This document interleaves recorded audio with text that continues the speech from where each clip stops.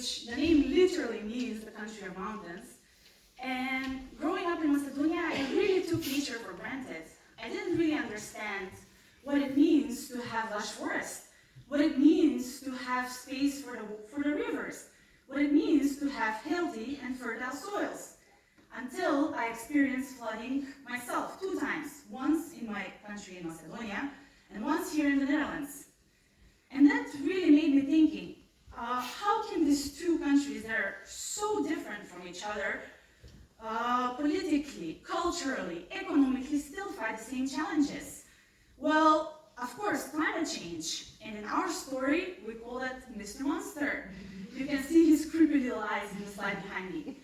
And I wanted to do something about it, especially now that I'm literally growing a little human inside of me.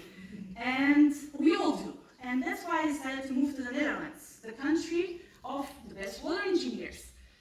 The first lesson I learned when I moved to the Netherlands is that people, ordinary people, have actual superpowers.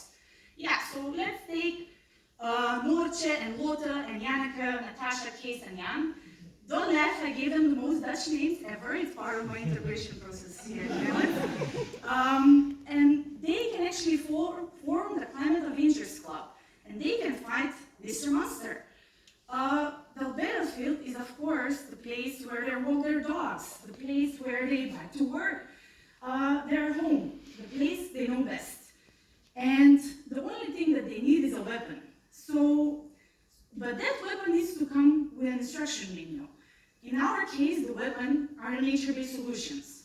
And the instruction manuals so far have been made in a way that you either have a hydrological model showing, for an example, the water storage capacity of a wetland, or separately you use a soil carbon model to see the carbon sequestration power of a wetland. The only thing that we as scientists did, Borjana et al., is to make a way for these models to communicate with each other, because we know that soil carbon and water go hand in hand. So we have all the pieces of the puzzle, and the Climate Avengers are armed with newfound knowledge. However, the real challenge lies ahead, and that challenge is the battle against time. Are we going to manage to master the dance between carbon and water and use nature as our superpower? Well, the stage is set, the audience is silent, and the light of newfound knowledge but destiny